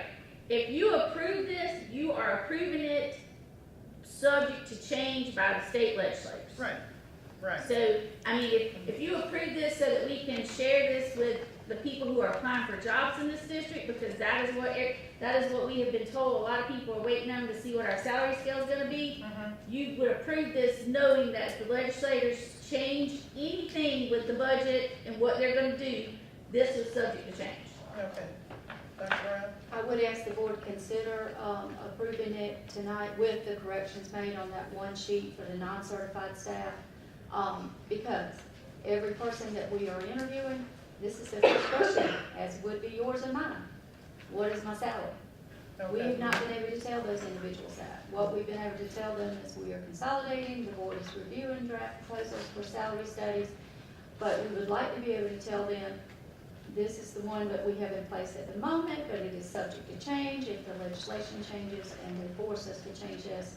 Devon and I will bring something new to you at the next board meeting. Okay.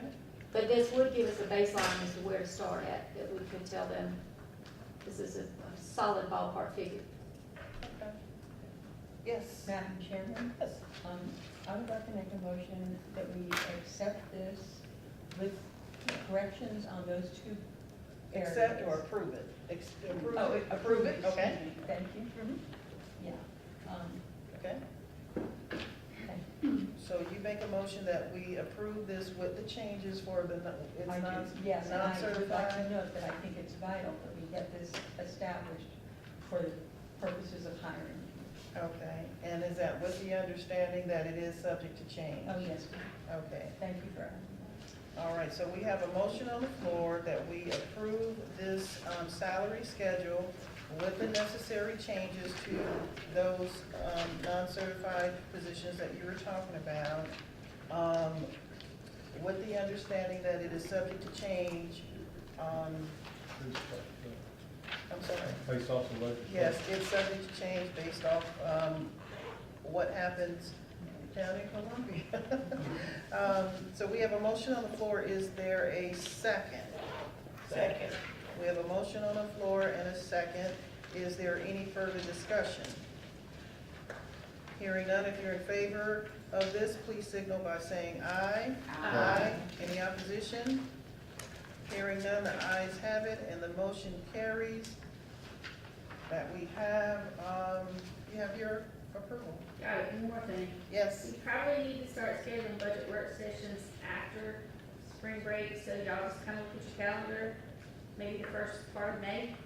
okay, before we leave today, I know that it's been a long board meeting, Right. but before we leave today, if we can schedule that after the board meeting, just schedule the day. I'm just, you can send it out, however, but I just need to kind of get some dates from y'all, maybe after spring break to start that process. Well, we wouldn't want to schedule it on a day that you happen to take a vacation. That's So, rare, that is rare, but in that case, We'll get it it may done. happen. We'll get it done, we'll get it done, Thank absolutely. Okay, we are down to item number 15, which is visitor comments, and we don't have anyone that has signed up for that. So we will now move down to item number 16 on the agenda, which is executive session. I will entertain a motion that we go into executive session if you all would like to do so. Madam Chair, at this time, I make a motion that we leave open session and go into executive session for the following non-items: employment, personnel recommendation matters, student personnel matters, contractual matters, and legal matters. All right, we have a motion on the floor. Is there a second? Second. We have a motion on the floor and a second. Any discussion? Hearing none, if you're in favor of going into executive session, please signal by saying aye. Aye. Is there any opposition?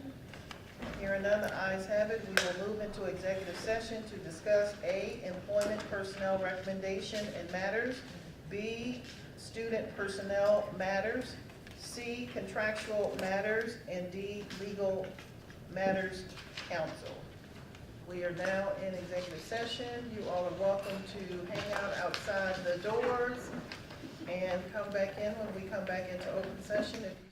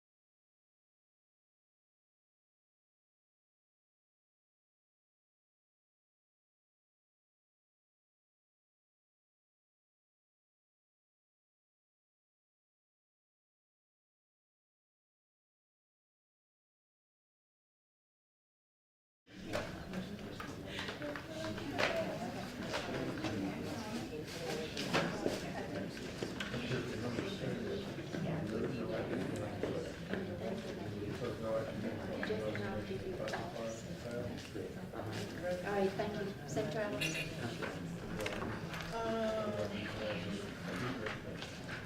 No, I guess that's, no, I'll just.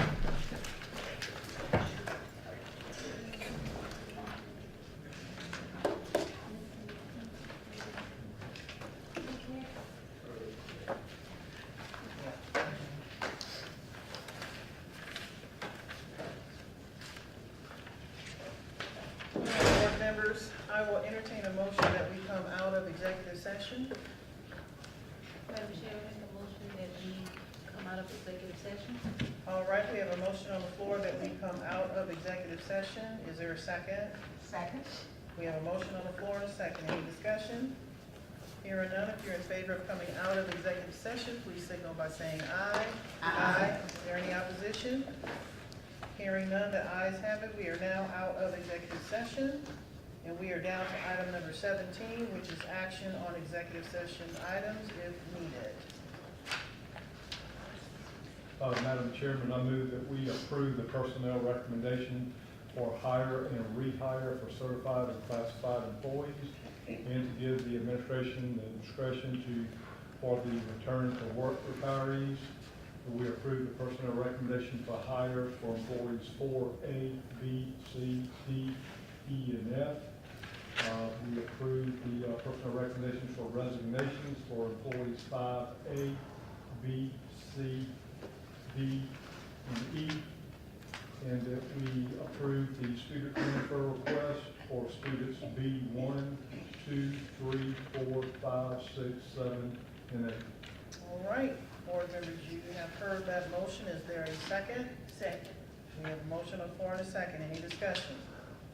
Hearing none, if you're in favor of those motions, please signal by saying aye. Aye. Is there any opposition? Hearing none, the ayes have it and the motion carries. We are now down to item number 18, which is to adjourn this meeting. I will entertain a motion that we adjourn the meeting. Madam Chair, Yes. I move that we adjourn this meeting. All right. We have a motion on the floor that we adjourn the meeting and a second. Is there any discussion? Anyone want to stay overnight? No. If not, if you're in favor of adjourning this meeting, please signal by saying aye. Aye. Any opposition? Hearing none, the ayes have it. This meeting is adjourned.